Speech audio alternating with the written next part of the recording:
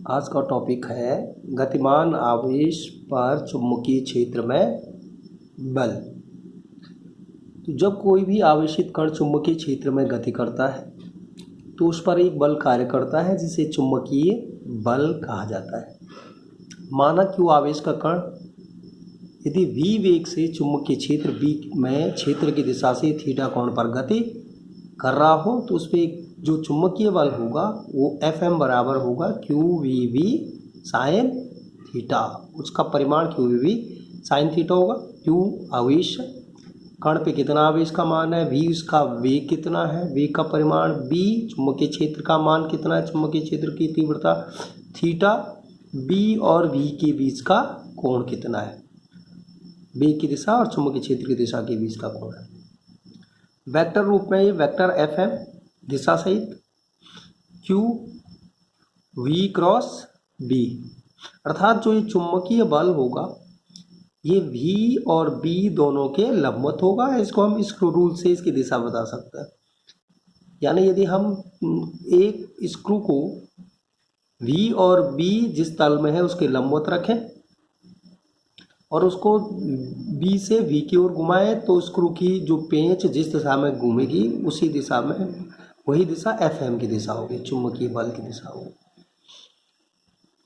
तो इस चुंबकीय बल को हम चुंबकीय लॉरेंज बल भी कहते हैं, चुंबकीय लॉरेंज बल। अब इस बल का मान यदि थीटा की वैल्यू 0 हो या थीटा की वैल्यू 180 हो, यानी जो ये कण है चुंबकीय क्षेत्र के समांतर गति कर रहे चुंबकीय क्षेत्र की दिशा में या चुंबकीय क्षेत्र के विपरीत दिशा में, तो उस स्थिति में थीटा 0 होगा या थीटा 180 होगा।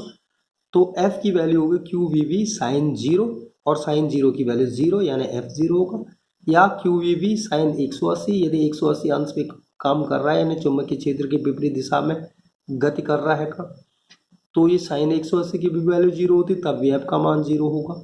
अर्थात यदि आवेशित कण चुंबकीय क्षेत्र की दिशा में गति करता है यानी चुंबकीय क्षेत्र के अनुदिश या चुंबकीय क्षेत्र के विपरीत दिशा में, तो उस पर कोई चुंबकीय बल कार्य नहीं करता।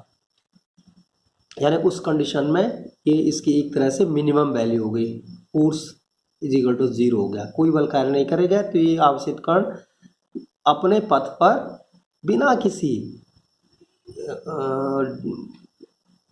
बाधा के गति करता रहेगा, यानी उसके वेग पर कोई प्रभाव नहीं पड़ेगा। जिस रेखा में वो गति कर रहा था सरल रेखा में, उसी सरल रेखा में गति करता रहेगा।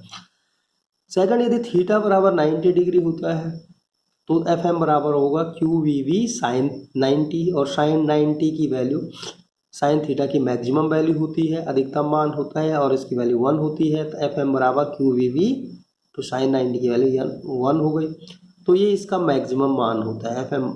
F मैक्सिमम, QVV अधिकतम मान है इसका। यानी यदि कोई आवेशित कण चुंबकीय क्षेत्र में क्षेत्र की दिशा के लंबवत गति करता है, चुंबकीय क्षेत्र की दिशा के लंबवत, यानी चुंबकीय क्षेत्र जिस दिशा में उससे 90 डिग्री पे प्रवेश करे चुंबकीय क्षेत्र में, उस पर कार्य करने वाला चुंबकीय बल उस समय अधिकतम लगता है और उसकी वैल्यू QVV के बराबर होती है। तो चुंबकीय क्षेत्र की दिशा ज्ञात करने के लिए जैसे पहले बताया कि इसकी दिशा V और V दोनों की लंबवत होती है, जिस तल में V और V है उस तल की लंबवत होती है और पेंच नियम से, दाएं हाथ के पेंच नियम से दी जाती है। यानी पेंच को यदि हम V और B माने कागज के तल में है, B फॉर एग्जाम्पल B इस दिशा में है चुंबकीय क्षेत्र और ये किसी ऐसे दिशा में गति कर रहा है माना, या ऊपर दिशा में गति कर रहा है, तो हम स्क्रू को जो है इस तरह से V और V जिस तल में उसके लंबवत रखेंगे और V से माना चुंबकीय ये V की दिशा है और ये B की दिशा है, ये V है फॉर एग्जाम्पल, ये B है। स्क्रू को दोनों के लंबवत रखेंगे ऐसे और B से B की ओर घुमाएंगे इस तरह से।